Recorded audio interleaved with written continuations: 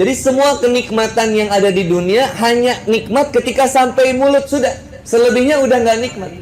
Maka dari berbagai kenikmatan yang ada di dunia, cukup nikmat yang paling besar itu adalah nikmat iman dan Islam.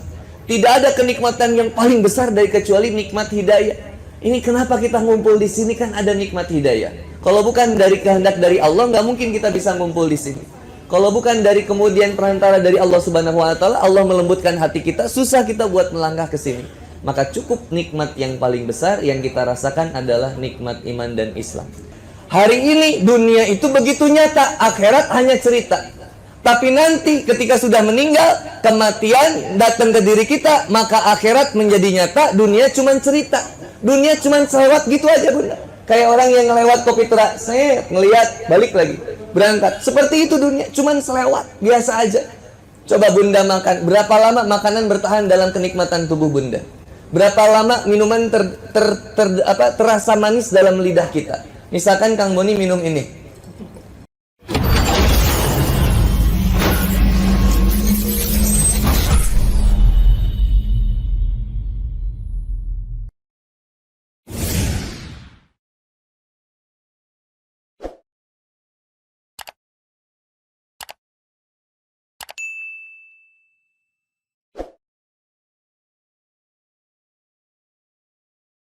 Tapi pastikan semua sarana ini kita rasa cukup dan menjadikan nilai syukur kepada Allah. Apa sih buktinya dari bukti syukur itu? Dipakai sarana ibadah, itu datang Vietnam dripnya. Tapi biasanya sok aya nuluhurna teh geuning mah nu ngecelakaan teh. Nya ayanya. Ieu mah langsung meureun dioplos. Biasanya kalau ada kopi teh aya biskuitna nu samcrong teh. Oh di Bogor ya itu, Insya Allah. Tuh luar biasa Bu, kopi aja dibuat dari berbagai macam elemen. Ada air, ada kopi. Kopinya dari mana? Coba kalau pakai kopi Toraja, jauh. Kopi Gayo Aceh, dibawa ke Bandung. Allah yang berikan. Dicampur Bu, ada kopi, ada air, dicampur sama berbagai macam susu. Bismillah. AA luar biasa loh, AA hebat loh. Ini yang ininya mantap, apalagi yang espressonya ya. Ini belum dibayar loh, astagfirullahaladzim. Kumaha ieu? Haratis oge nya, astagfirullahaladzim. Jadi hutang soalnya. Tak Bu, cek lagi. Hidup kita pun diuji diisi dengan berbagai macam hal. Bukan hanya senang. Kalau cuma dikasih senang, nggak rame hidup, nggak rame, nggak ada tantangan. Ibu pasti kita memiliki nih, ada ujiannya, kadang senangnya, kadang sedihnya, kadang dukanya, kadang bahagianya, ada hutangnya, ada kemudian uangnya, kemudian kadang punya uang, kadang nggak punya uang, kadang beras ada, kadang beras nggak ada, kadang ibu udah aman, ibu merasa bahagia, suami punya masalah, ibu punya masalah, suami nggak punya masalah, kadang begitu, kadang ibu nggak punya masalah, suami nggak punya masalah, anak yang bermasalah, kadang ibu nggak ada masalah, suami nggak punya masalah, anak nggak ada masalah, tetangga yang punya masalah. Kadang tetangga aman, ibu aman, suami aman, anak aman, mertua yang nggak aman. Semua manusia saya temukan Bu, itu dari Sabang sampai Merauke, masalahnya itu juga. Kok banyak masalah ya? Yang ini kelihatannya aman, oh ternyata masalah istrinya. Yang ini kayaknya aman, ternyata masalah suaminya. Yang ini aman, ternyata masalah anaknya. Ada yang rumah tangga kelihatannya adem banget, mohon maaf. Ada yang adem banget ini Bu. Seorang yang saya ketemukan di Jakarta, ada rumah tangganya, suami istrinya adem banget, tapi anaknya yang bermasalah. Kemudian ada yang sekeluarganya aman, baik, mertuanya yang nggak baik. Dari Sabang sampai Merauke semua punya masalah. Dari Sabang sampai Merauke semua kalimat pemersatunya juga sama. Apa kalimat pemersatunya? Kalimat tauhid, la ilaha illallah. Menjadi tenang itu ketika diserahkan kembali kepada Allah Subhanahu wa Ta'ala, dibalikan kembali kepada Allah Subhanahu wa Ta'ala. Maka Allah mengatakan kalimat yang paling indah ketika setiap orang diuji musibah, diuji dengan namanya ujian, dengan kalimat wabassiris sabirin. Berikan kabar gembira kepada mereka yang sabar menghadapi dunia ini. Sabar. Dibuat lagunya. Selalu slow, tetap slow, santai. Menghadapi dunia ini harus slow, santai. Urusan jodoh, kenapa repot sekarang orang urusan jodoh? Can kawin ya Allah, geus menang undangan deui. Mantan udah bahagia, dah tinggalin aja ya. Berpisah dengan mantan itu bukan berarti sesuatu yang menakutkan, enggak. Yang paling hebat itu ketika seseorang menyadari kalau jodoh pasangan belum datang, jodoh kematian pasti akan datang. Tadi pagi-pagi saya khutbah nikah. Ketika beres khutbah nikah, saya dapat kabar ada tetangga yang meninggal. Tuh, lihat. Satu ada yang berjodoh dengan pasangan, yang kedua ada yang berjodoh dengan kematian. Jadi santai aja. Kalau sudah jodohnya nggak akan kemana. Tiba-tiba ngetok pintu teteh aja. Ini sales panci, naonnya sok teteh bukakeun heula we panton. Si eta jodohna. Berpisah dengan apa lagi? Berpisah dengan kemaksiatan. Ini yang paling pentingnya. Ceraikan dengan kemaksiatan. Jangan buka lagi peluang buat maksiat. Kalau ada teman yang senantiasa menghantarkan kepada kemaksiatan, tinggalin aja. Kenapa jadi repot? Mohon maaf Bu, berteman dengan yang punya ahli maksiat itu bikin kita resah. Coba Bunda temenan sama ahli perampok, deg-degan nggak? Mohon maaf, misalkan di Kopi Tera ini, misalkan Ibu lagi nongkrong, tiba-tiba ada polisi ngegerebek di sini. Polisi ngecek tiba-tiba di sini. Kemudian ibu temenan sama orang yang narkoba misalkan. Tas ibu dimasukin ganja. Kira-kira yang ditangkap siapa? Bu, ibu. Teman saya Bu, dulu Bu, kita di Medan. Satu hotel, beberapa kamar itu digerebek. Saya satu kamar sama orang yang make ganja. Maka otomatis yang di kamar itu semuanya kemudian dites urin. Saya dites, teman saya dites. Padahal yang makainya cuma satu orang. Tapi semuanya kemudian diperiksa. Satu mobil teman saya diberhentikan di Jakarta, diperiksa kemudian, bahkan kemudian harus tembus sekitar 15 juta. Kenapa? Karena kemudian satu mobil itu ada satu orang yang pakai ganja, yang kebawaan ganja, akhirnya kena efeknya juga. Rasulullah SAW sudah mengatakan seseorang itu bagaimana temannya. Kalau temannya baik, lingkungannya juga, dia aja juga baik ke bawahnya. Mau ngecek seseorang, lihat temannya, temenan sama siapa aja. Kalau mau ngecek di Instagram, cek di Instagramnya, lihat siapa yang dia follow. Siapa yang dia follow. Kalau yang di follow-nya Handi Boni, Sat Epi, Sat Hanan, insya Allah dia baik. Tapi kalau yang di follow-nya Ariel Tatum misalkan, lalaki nge-follow Ariel Tatum, ada aneh gitu. Iya neangan naon sih gitu. Artis dangdut sada eta nu sareksi. Bahkan di handphonenya diinstal TikTok, tak eta orang teu ngarti lalaki nginstal TikTok. Subhanallah. Maka ibu yang dirahmati oleh Allah Subhanahu wa taala, Bapak, brother dan sister Villa, berpisah dengan segala sesuatu yang mampu menjauhkan diri kita dari Allah, dan bersatu dengan segala sesuatu yang mampu mendekatkan diri kita dengan Allah. Berteman dengan seseorang yang baik yang mendekatkan diri kita kepada Allah. Reuni SMP 2, mohon maaf, ketika sekarang bikin acara seperti ini, tidak semua angkatan reunian itu bikin acara pengajian. Maka bersyukur kita punya angkatan yang saroleh. Mudah-mudahan dulu se-SMP nanti sesurga bareng gitu. Kan resep Bu, teman sekelas kita dulu yang non muslim masuk Islam misalkan ya. Ya kemudian ada yang dulu belum dihijab, sekarang sudah dihijab. Saya yakin dulu ibu-ibu juga belum dihijab, saya yakin. Atau ada yang sudah dihijab dari SMP, ada? Ada? Enggak ya? Bunda dulu dihijab dari SMP enggak? Ikut cheers dancer gitu? Enggak? Enggak ya? Ada ya? Saya juga punya mantan di SMP 2 dulu. Udah nikah deh. Yang enggak sesuainya tenan naon geus nikah ge. Bunda yang dirahmati oleh Allah Subhanahu wa taala. Maka ketika kita ingat lagi dulu, aduh, orang itu diperjalankan dengan masanya. Wal asr, demi masa. Dalam tafsir Al-Maraghi disebutkan masa di dalamnya itu adalah setiap segala sesuatu yang dilakukan dalam era masa itu, baik suka maupun duka, bahagia maupun sedih, yang terlibat dalam waktu itu. 2018 kepada 2019, ini masa disebutnya. Tapi perjalanan masa ini Allah kuatkan, allazi khalaqal mauta wal hayata liyabluwakum ayyukum ahsanu amalan. Ada masa kematian dan kehidupan, dan diantaranya ini ada ujian yang datang kepada manusia. Orang yang diuji sama Allah Subhanahu wa taala, orang yang disayang sama Allah. Kadang ada yang diuji dengan sesuatu yang memberatkan untuk membuat dia dekat sama Allah Subhanahu wa taala. Ada teman saya yang harus diuji dulu sampai kakinya putus, baru kemudian hijrah di jalan Allah, baru sekarang rajin ke masjid. Ada yang kemudian seorang pemabuk, matanya kemudian mohon maaf menjadi buta, sekarang kemudian menjadi orang yang senantiasa senang menghafalkan Quran. Kemarin ada di Bobber, mohon maaf Bunda, nggak bisa lihat. Teman saya ini nggak bisa lihat karena efek dari minuman keras. Ngebetrik ke sini Bu, ke uratnya. Apa ngebetrik itu bahasa Indonesianya? Konslet, lain naon sih ngaranna? Ngejeprut. Sarua Sunda emang. Apa sih? Nah ini kena urat saraf lah gitulah, kena sarafnya.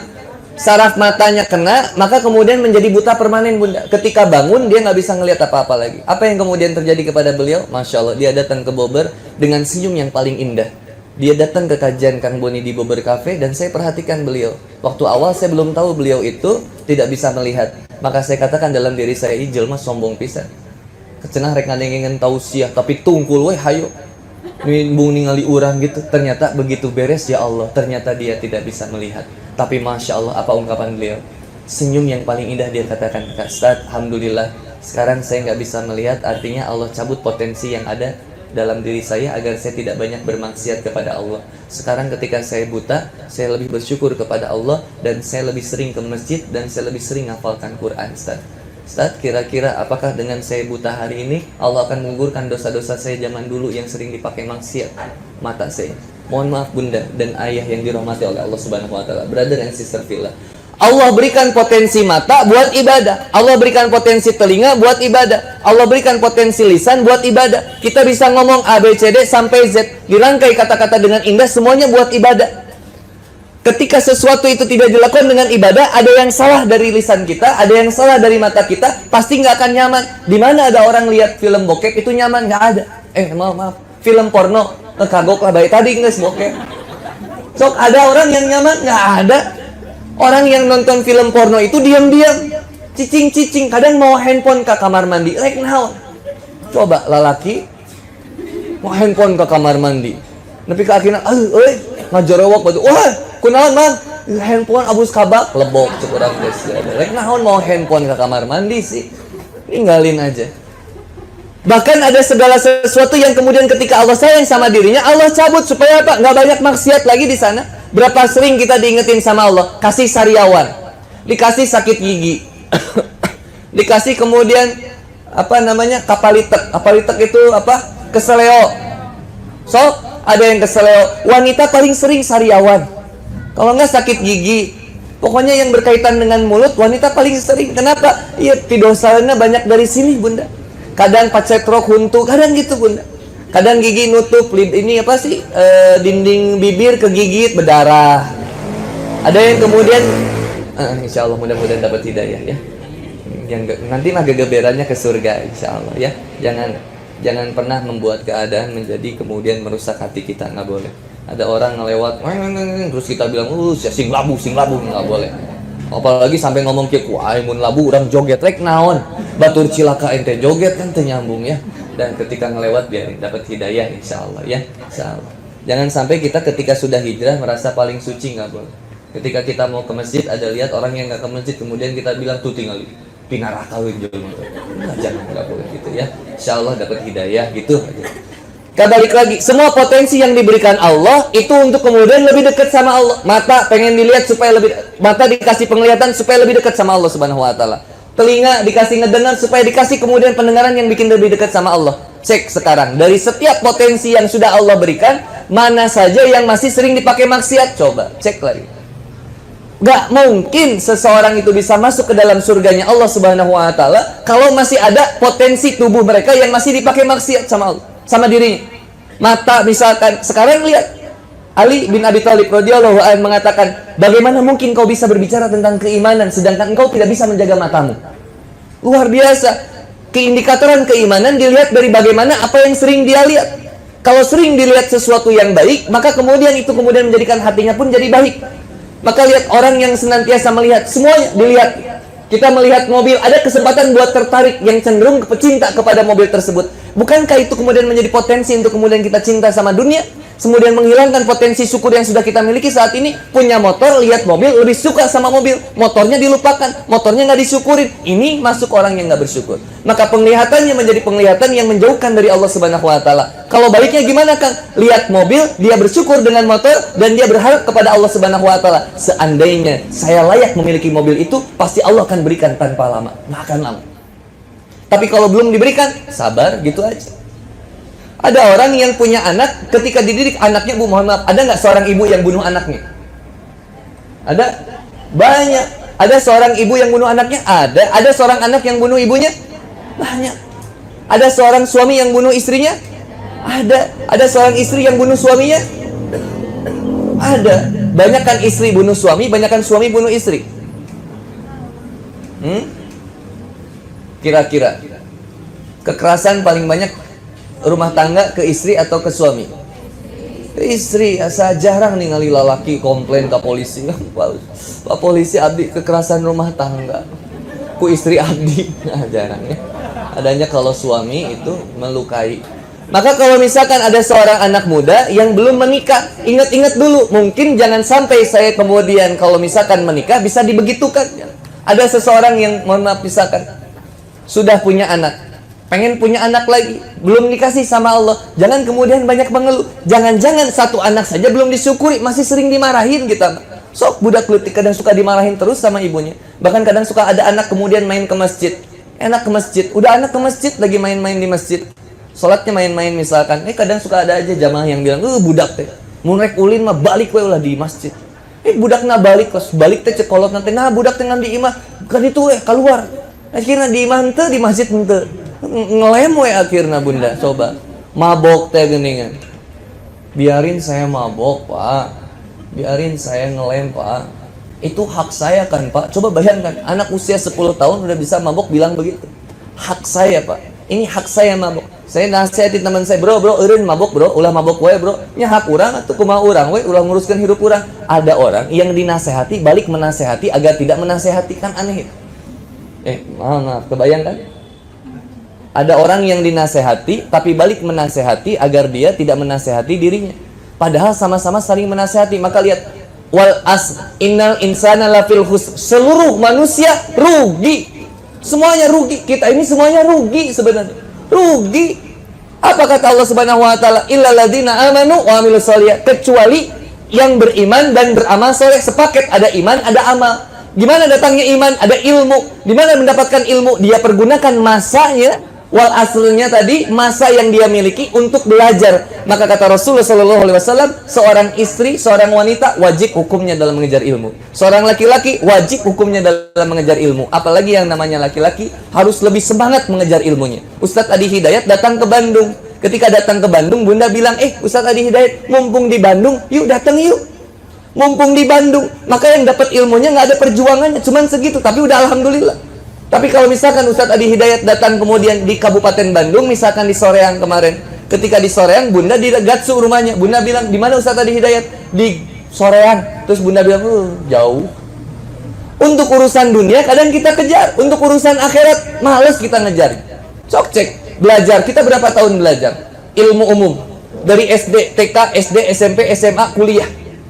Hampir 13 tahun. Untuk ilmu agama sedikit kita belajar. Maka ketika kemudian berbicara ke istiqomahan, susah. Bagaimana kan caranya istiqomah? Cuman satu caranya istiqomah itu. Caranya istiqomah, salah satu yang paling terpentingnya adalah beramal. Itu cara yang paling istiqomah. Memaksakan untuk beramal, susah sholat Kang. Lebih susah kalau nggak sholat. Susah mutusin pacar Kang. Lebih susah kalau masih pacaran. Mau sampai kapan ditipu terus?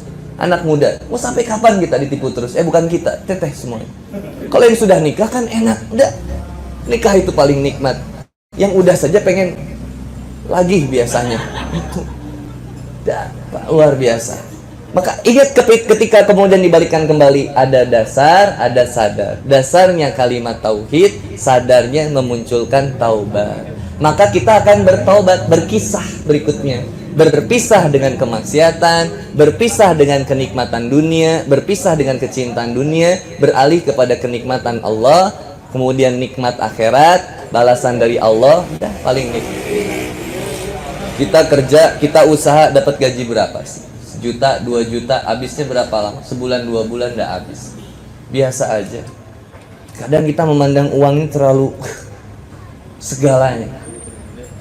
Sampai ada statement, uang bukan segalanya, tapi segalanya butuh uang. Yang kita butuhkan hanya Allah. Uang bagaimana? Didatangkan nanti sama Allah. Sesuai ketika kita ikhtiar. Maka rizki itu ketika kita kemudian berjalan, mohon maaf, rizki mah sudah ditetapkan. Sama seperti ajal, nggak usah khawatir bunda. Sudah pasti ada rizkinya, udah aja. Yang kedua, sesuai dengan ikhtiarnya. Ikhtiarnya maksimal, rezekinya pun maksimal. Ikhtiarnya maksimal, usaha maksimal. Untuk urusan kerjaan silakan bekerja dengan sebaik-baiknya. kopi terak, silakan bikin kopi terak seperti ini. Usaha sebaik-baiknya. Bagaimana membuat ini menjadi tempat yang nyaman, penuh berkah, silakan dijalankan. Rizki nggak usah khawatir, didatangkan sama Allah berikutnya. Apalagi kalau sampai kopi terak ini menerapkan sistem. Ini yang bagi yang semua punya usaha ya, silakan. Kalau bunda punya usaha, apapun, silakan nanti dibuat bunda. Punya usaha di rumah misalkan ya, atau usaha seperti ini, terapkan sistem karyawan harus sholat. So, utamakan sholat, coba aja. Perubahan efeknya bunda pengen berubah dalam satu keluarga, ada ibu, ada ayah, ada anak. Bagaimana untuk menjadikan keluarga ini nyaman? Satu, jaga sholatnya. Apa ciri keimanan kita lagi melendoi? Salah satunya di rumah kita banyak hewan-hewan yang tidak kita suka. Nah ini hati-hati, artinya ada keimanan kita yang bermasalah. Kalau ibu benci sama cucunguk, tapi banyak cucunguk di rumah ibu, nah ini ada ciri-ciri, ini hati-hati. Kenapa Allah mendatangkan, siapa yang mendatangkan cucunguk ke rumah kita? Kan Allah yang mengkehendaki ada cucunguk di rumah kita. Kadang kita ngusir cucunguk pakai kapur bagus, pakai hit disemprot. Padahal ngusir cucunguk mau pakai istighfar, banyakin istighfar. Kenapa banyak cucunguk di rumah saya ya Allah? Mungkin saya yang jauh darimu ya Allah. Padahal mudah bagi Allah untuk mengusir cucunguk dari rumah saya. Cucunguk itu apa? Kecoa kan? Ya, kecoa kan banyak tipenya bu ya. Ada kecoa yang amatir. Kalau kecoa yang amatir itu kita mendekat, dia menjauh ya. Kecoa yang kedua itu kecoa expert. Kalau yang expert kita mendekat, dia mendekat juga. Nah yang ketiga yang profesional, intermediate, ini luar biasa. Yang kadang dia tidak nampak tapi terdengar suaranya ya. Ya itu bisa ngapung deh, itu luar biasa. Itu cucunguk itu bu. Ini ada 3 tipe cucunguk. Kalau ada di rumah ibu nggak suka sama cucunguk, tapi di rumah ada cucunguk, hati-hati. Introspeksiannya jangan nyalahin cucunguknya. Kenapa ini ada cucunguk di rumah saya? Jangan kemudian diusir, tapi yang harus dicek hati kita. Ini apa nih yang jadi masalah? Atau ada berit bu, mohon maaf. Berit itu apa? Tikus bu. Masalahnya yang masuk ke rumah ibu bukan tikus yang imut, marmut bukan, tapi berit got gini bu. Yang tikusnya segede kucing itu kan luar biasa. Masuk tikus ke kamar ibu, ke rumah ibu. Yang disalahin jangan tikusnya, berit kunaon sih dia. Yang disalahkan ibunya, ada apa hubungannya dengan Allah yang bermasalah. Bahkan ada orai. Hati-hati kalau ada orai di rumah ibu, kecuali ibu miara orai ya gitu, itu bahaya. Janganlah, jauhinlah. Kalau masuk orai ke dalam rumah kita gimana ini? Maka cek yang pertama, ada hubungan apa yang saya bermasalah dengan Allah Subhanahu wa taala. Semua dicek, bagaimana kemudian menghilangkan semua keburukan yang ada dalam rumah? Satu, dari sholat kan. Berapa banyak perusahaan yang berhasil ketika karyawannya senantiasa menjaga sholat. Karyawan berhasil, perusahaan ini berhasil ketika karyawan-karyawannya diajak untuk sama-sama tunduk patuh kepada Allah Subhanahu wa taala. Ibu sama rumah tangga, suami diajak untuk sholat, ibu diajak untuk sholat, anak diajak untuk sholat. Rumah tangga insyaallah Allah jadikan sakinah mawaddah warahmah. Tapi kalau dalam rumah tangga itu, oh ya makasih banyak, masya Allah, gimana segala ayahnya luar biasa ya, nomor bisa sanguna macam ayah tidak kan, insya Allah ya. Bismillah. Kalau ada yang mau nanya nanti ditulis di kertas ya bu ya, atau mau ada yang di WhatsApp silakan di WhatsApp.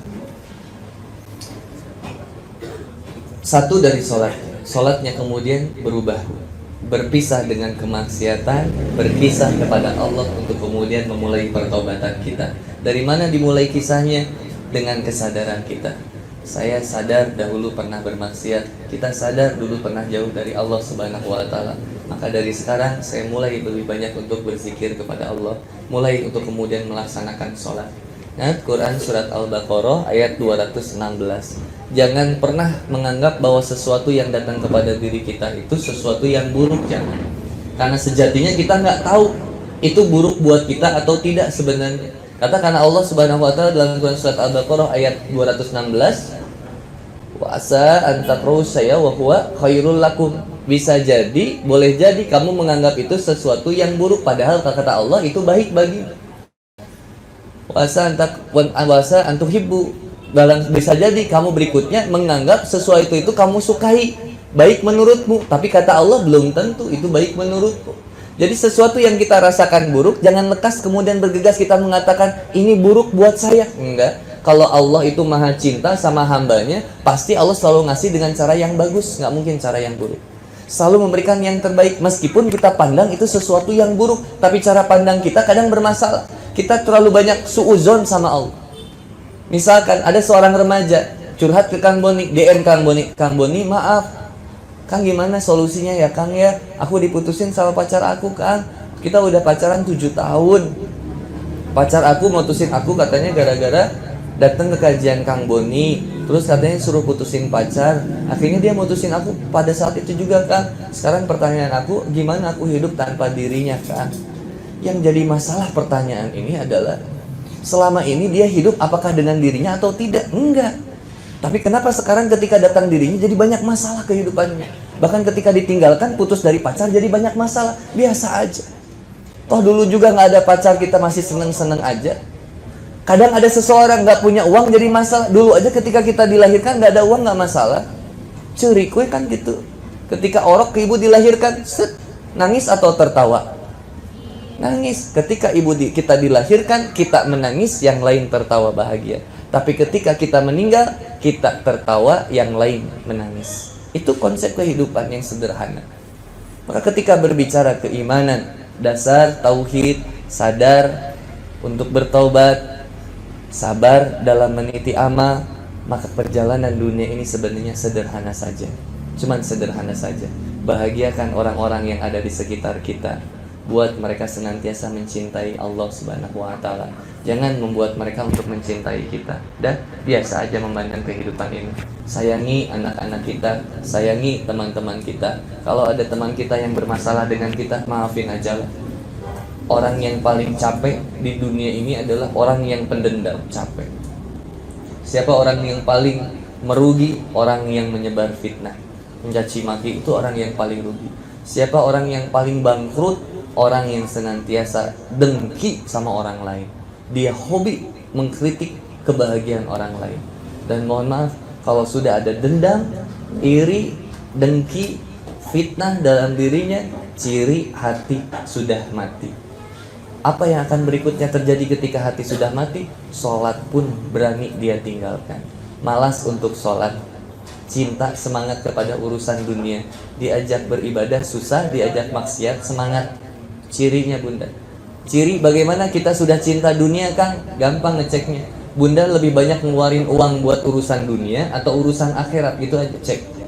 Contoh, laki-laki lebih sering ngeluarin uang buat happy-happy atau ngeluarin uang buat sociality, charity, sedekah. Coba cek aja. Waktu. Nah sekarang kita lihat, hidup kita sudah manfaat atau belum? Dicek dari sebelum kita bangun sampai kita tidur lagi. Apa yang paling banyak kita lakukan? Beribadah kepada Allah atau menjauh dari Allah Subhanahu wa Ta'ala?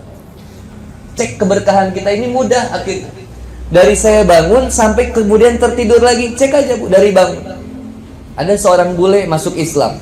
Ketika bule ini masuk Islam, kemudian saya ajarin sholat, wudu. Ketika wudu, kemudian dia masuk ke toilet. Ketika dia masuk toilet, dia masuk dengan kaki kanan. Saya bilang, no brother, no with your right foot, but with your left foot. Dia sampai bilang, wih, amazing. Ini di Islam diajarin gimana saya masuk toilet? Iya kata saya, nggak boleh pakai kaki kanan, harus pakai kaki kiri. Oh my God katanya. Dia masuk pakai kaki kiri. Begitu masuk pakai kaki kiri, dia wudhu. Beres wudhu, dia keluar dari kamar mandi. Begitu dia keluar dari kamar mandi, dia pakai pakai kaki kiri. Ketika dia keluar pakai kaki kiri, saya bilang, no brother, no with your left foot, and no, but with your right foot. Kalau masuk pakai kaki kiri, keluar pakai kaki kanan, dia makin takjub. Luar biasa. Ini di Islam diajarin masuk toilet dong. Iya kata saya. Hebat katanya. Sampai kemudian kita ke masjid. Ketika di masjid, dia masukkan kakinya kaki kiri. Begitu kaki kiri, saya bilang, no brother, no with your left foot, but with your right foot. Dia bilang, kok aneh, tadi saya suruh masuk pakai kaki kiri, keluar pakai kaki kanan. Sekarang saya ke masjid disuruh masuk pakai kaki kanan. Kok beda? Beda brother. Toilet is black place. It's too much ghost. You know ghost? Susana. It's not good for you. Ini tempat banyak setan. Ini masukinnya pakai kaki kiri, keluarnya pakai kaki kanan. Lah masjid tempat mulia brother. Masuk ya kaki kanan. Begitu masuk pakai kaki kanan, keluar pakai kaki kiri. Dia bilang amazing. Tidak ada agama yang mampu mengatur sampai segitunya. Bayangkan, ciri kita cinta Allah, ciri kita cinta Rasul, sederhana. Bangun tidur sampai tidur lagi, kita jalankan sunnah Rasulnya. Ayo doa bangun tidurnya apa? Alhamdulillah ilazi ahyana ba'dama amatana wa ilaihin nusur. Yakin ketika bangun tidur kita baca itu? Enggak. Ketika bangun ya cilah dicokot, handphone diambil, update status dulu kadang. Baru bangun nih, OTW kamar mandi. Subhanallah. Diambil dulu handphonenya. Yang diingat urusan dunia dulu. Kadang ada orang yang bangun dilihat jam, bukan ingat sholat subuh. Pas dilihat jam, astagfirullahaladzim jam sakit, telat ngantor iman. Nah itu yang dia kejar berarti selama ini. Bukan Allahnya, dunianya. Oh lihat jamnya, oh telat ke kampus. Nah itu jadi kemudian sembahannya itu. Bukan Allahnya, tapi kampusnya. Orang lebih takut sama dosen daripada sama Allah. Coba lihat. Dosen kemudian dikejar dosen segala macam. Pengen kemudian lulus. Saya pernah izin, saya pernah kuliah di Pajajaran University daerah Jatinangor. Ini rada keren saya itu. Jatinangor. Jatinangor. Ketika saya kuliah, saya bilang sama dosen, Pak, ini udah azan, Pak, saya mau izin sholat, Pak. Dosen saya bilang, jangan, nih saya beresin dulu, baru nanti udah beres silakan sholat. Lalu saya bilang, oke, saya masuk lagi. Saya udah duduk, kemudian saya mikir lagi, saya izin lagi ke depan, Pak, mohon maaf, Pak, sakit perut, Pak, saya izin ke belakang. Tuh, sok kaditu. Bayangkan, toilet sama dengan masjid, lebih mulia toilet akhirnya. Padahal yang harus dimuliakan masjid. Saya selalu berantak.